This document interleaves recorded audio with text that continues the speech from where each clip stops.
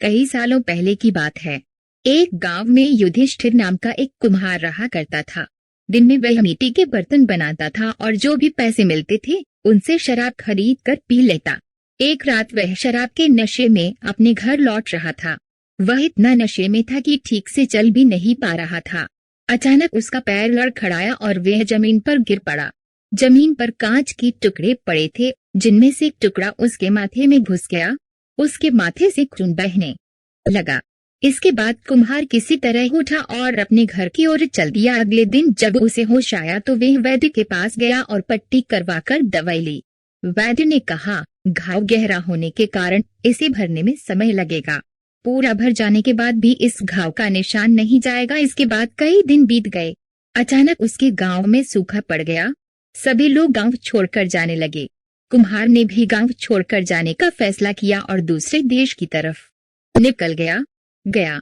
वहां राजा ने उसके माथे पर चोट का निशान देखा और सोचा, ये जरूर कोई पराक्रमी योद्धा होगा और दुश्मन से लड़ते समय इसके माथे पर चोट लगी होगी। यह सोचकर राजा ने उसे अपने दरबार में एक खास जगह दे दी और उस पर विशेष ध्यान देने लगे। यह देखकर राजा के दरबार में मौजूद राजकुमार, सेनापति और अन्य मंत्री उससे जलने लगे। ऐसा कई दिनों तक चलता रहा। एक दिन शत्रुओं ने राजा के महल पर हमला कर दिया। राजा ने अपनी पूरी सेना को युद्ध के लिए तैयार किया। उसने युधिष्ठिर से भी युद्ध में जाने के लिए कहा। युधिष्ठिर जब युद्ध भूमि की तरफ जा रहा था तो राजा ने उससे पूछा कि उसके माथे पर ये चोट किस युद्ध में लगी। इस पर कुम्हार ने सोचा कि अब वह राजा का भरोसा जीत चुका है और अब अगर वह राजा को सच बता देगा तो कोई समस्या नहीं होगी। यह सोचकर उसने राजा ने कहा, राजन, मैं कोई योद्धा नहीं हूँ। मैं तो एक साधारण सा कुम्हार हूँ।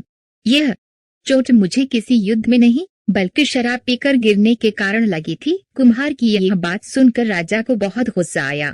उसने कहा, तुमने मेरा विश्वास तोड़ा है और मुझे छलकर दरबार में इतना ऊंचा पद पाया है।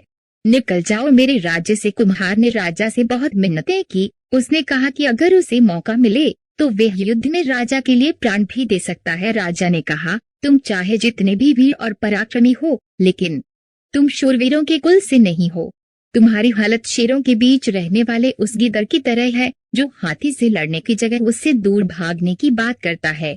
मैं तुम्हें जाने दे रहा हूँ, लेकिन अगर राजकुमारों को तुम्हारा राज पता चल गया तो वो तुम्हें मार डालेंगे। इसलिए कहता हूँ कि अपनी जान बचाओ और भाग जाओ। कुम्हार ने राजा की बात मानी और तुरंत उस राज्य को छोड़कर चला गया।